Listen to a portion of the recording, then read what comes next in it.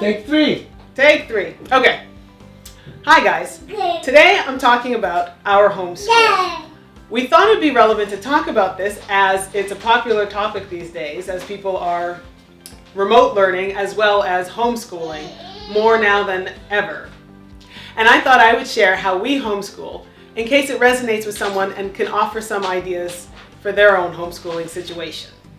When I started homeschooling with my kids, I definitely searched out a lot of different ideas. I read a lot of different blogs, watched a lot of videos, and searched through all kinds of curricula to see what could work for my family. As anybody homeschooled knows, this can change and develop from year to year, but this is what we're working with right now, and this is what I'm going to share. Part of the reason we started homeschooling was to help us build strong relationships with our children. And homeschooling just gives us so much more opportunity to do so in a variety of ways, and we're not limited in the times when we can do this. You know, after school and weekends, it's not a whole lot of time, and we just felt that it would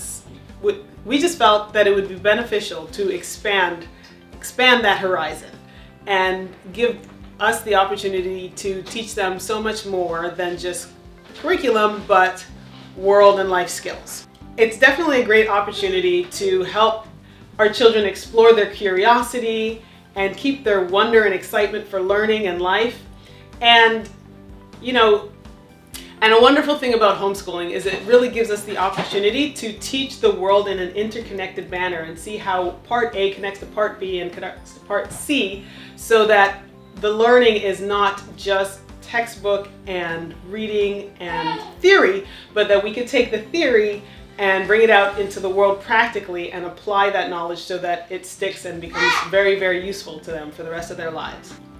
So our main curriculum that we've been using this year is the Blossom and Root curriculum, and I'll link to that curriculum down below if that's something that you'd be interested in checking out. It is a secular, nature-based homeschool. Living in the city really gives us a strong desire to help our children connect more with nature and their outside environment beyond the concrete jungle. So picking a nature-based curriculum gives us the push and the drive to be more outside, to be more outdoor. With the Blossom and Root, we work on language arts and science and nature and history and art, and it's really interesting. They have a section that is math and art and working and how those two things work together. It doesn't have a strong math curriculum in and of itself, so that we supplement with something else, but the math and art combination is really very fascinating, and I think it's something really neat that you should check out. For our mathematics curriculum, we use Right Start. What I like about Right Start is that it helps the child develop mental math capacities, and that they can visualize the numbers and not just build on counting, but really build on the structure of how the numbers work. I have that also linked below if that's something you could check out. It uses a lot of manipulatives to aid the child in doing so. And because our children are particular fans of paperwork, we supplement additional reading and writing worksheets using the K5 Learning website. They have free worksheets where they can do numbers and letter tracing and reading and writing activities. And if your children are like mine and they just love to have papers and binders and folders, they'll be really excited about having the folders and their worksheets and work on them with great fervor. For additional reading supplementation, we also use the Bob Books series. I've been using this with my first grader, and he's enjoying it a lot and really enjoying the process of learning to read. And he's always excited about the next step in the next book to further his advancement. He can't wait till he gets to bigger and longer books. It's not just about getting to the bigger and longer books, but really enjoying the process of getting there. And every little step and achievement is exciting and celebrated. Now, something that I'm thinking about working on with my preschooler, well actually she's pre-K, is a book that is Teach Your Child to Read in 100 Easy Lessons. I haven't tried this yet, but she's very eager to learn to read.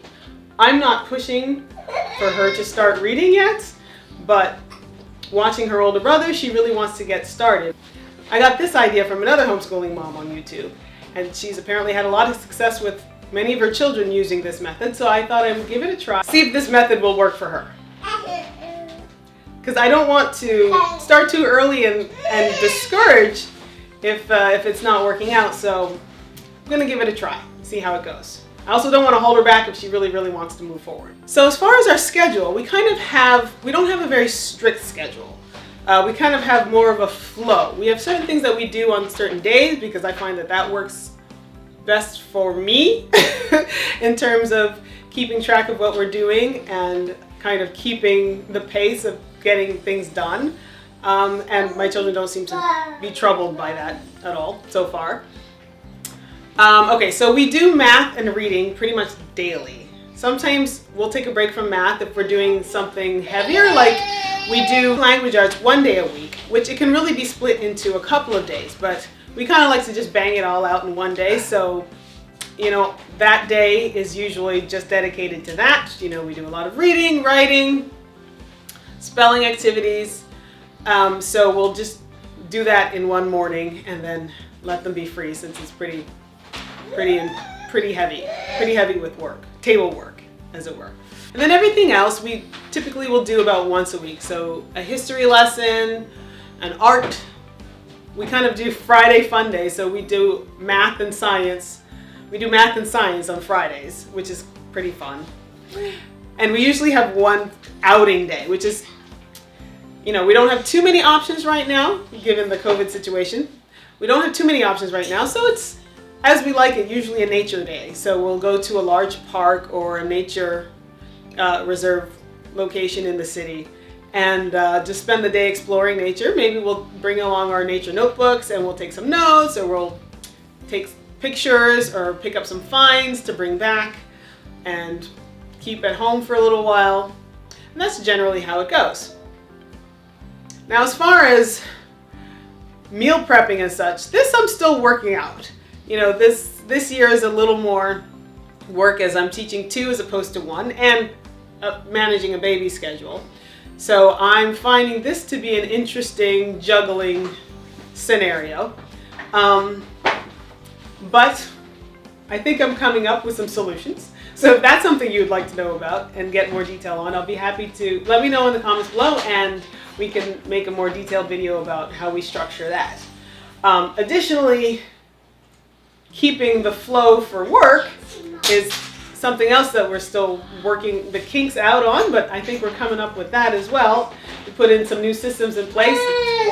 A lot of spreadsheets. There are spreadsheets involved, Google calendars, and I think we're getting into a good flow with that. And also, if you want to know, if you want to get, if you'd like to have a detailed video on how we structure work into the day as well, we can happily do a video on that. Just let me know in the comments below. So we like to try and get the work done of school in the morning and then have the afternoon for additional projects, playtime, work time, and other things. Some days the day doesn't exactly go like that. Maybe the baby's not sleeping, school gets pushed back in the day. There are always a number of scenarios, but I think the most important thing is to be flexible. I mean, that is really why we homeschool anyway. That is the point.